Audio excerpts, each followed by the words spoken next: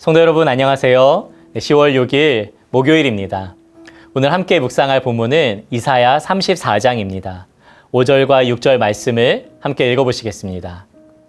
여호와의 칼이 하늘에서 족하게 마셨은즉 보라 이것이 에돔 위에 내리며 진멸하시기로 한 백성 위에 내려 그를 심판할 것이라.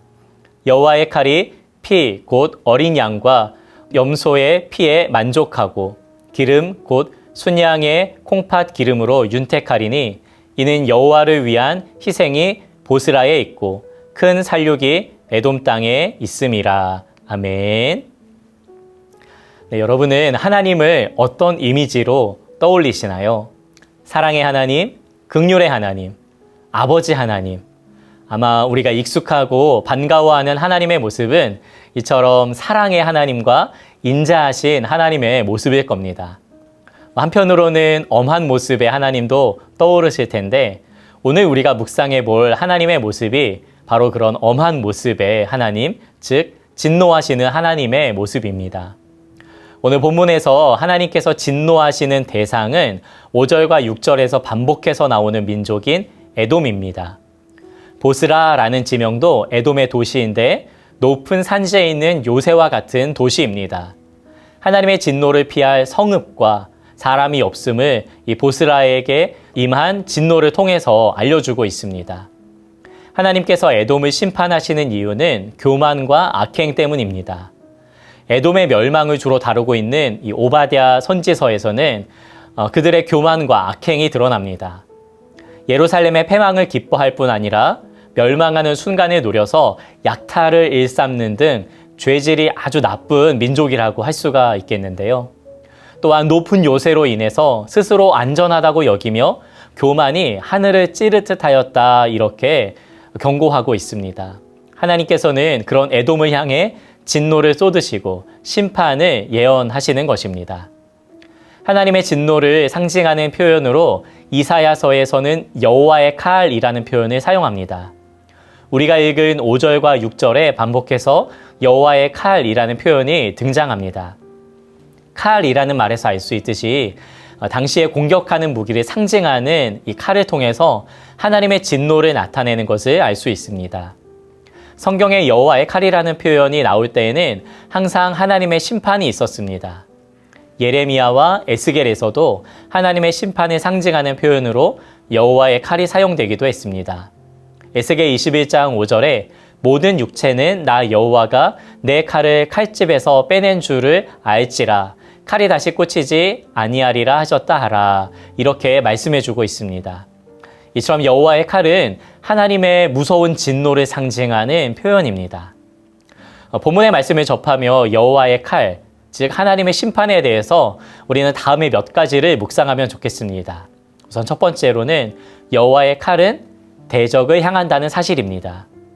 우리가 잊지 말아야 할 것은 하나님은 대적의 악에 대해서 진노하시는 분이라는 사실입니다. 특히 하나님의 형상대로 지음받은 인간들이 서로 죽이며 다투며 짓밟고 악을 행하는 것에 대해서 진노하십니다. 하나님은 분명 이 시대의 악을 심판하실 것입니다.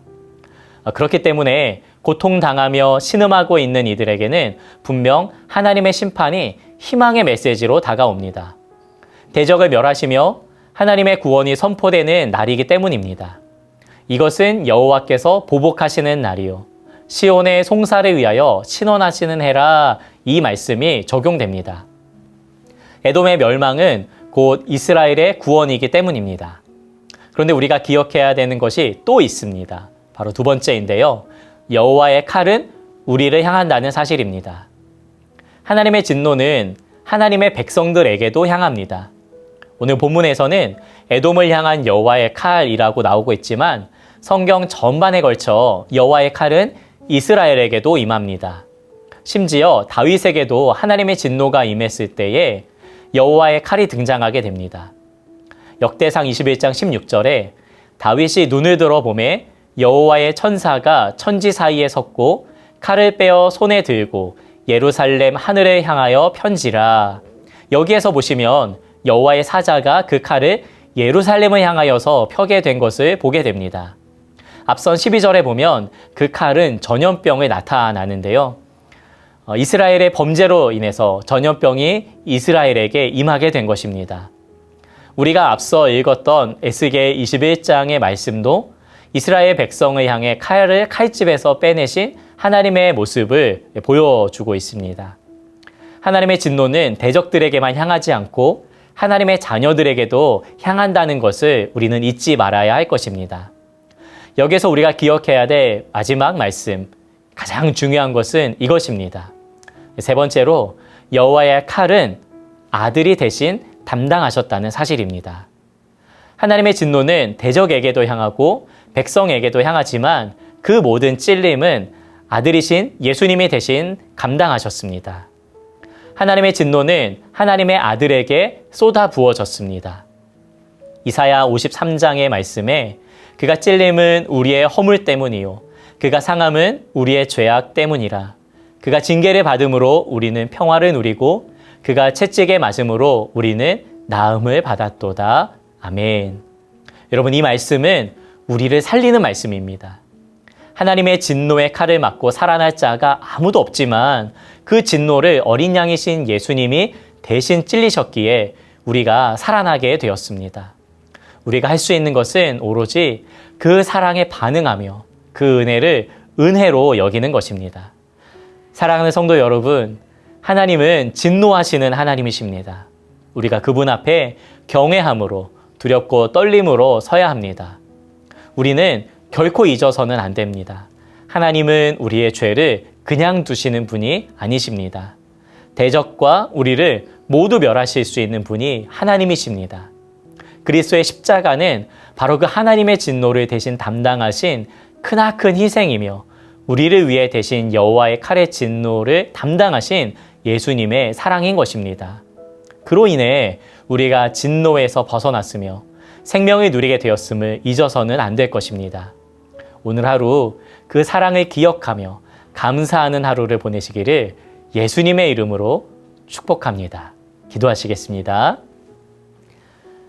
하나님, 사랑의 하나님이심과 동시에 진노의 하나님의 모습으로 우리에게 나타나시는 하나님, 우리가 따스한 하나님의 손길을 기억하면서 또한 동시에 심판하시는 하나님을 우리가 잊어버리지 않게 하여 주시옵소서. 대적뿐만 아니라 그 여호와의 칼이 우리에게도 향하지만 그 모든 진노를 아들이신 예수님께서 담당하셨음을 우리가 성경을 통하여서 깨닫습니다. 이 모든 것이 우리를 사랑하신 그런 모든 진노 가운데서라도 우리를 건져내어 주시기 원하시는 하나님의 사랑의 계획임을 믿습니다. 오늘 우리가 다시 그 복음 앞에 섭니다. 그 복음으로 살아갑니다. 우리와 우리의 대적들, 그 모든 진노의 칼에서 능히 구원해내실 예수님을 믿는 믿음으로 살아가는 오늘 하루가 되게 하여 주시옵소서. 존귀하신 예수님의 이름으로 기도 올리옵나이다. 아멘.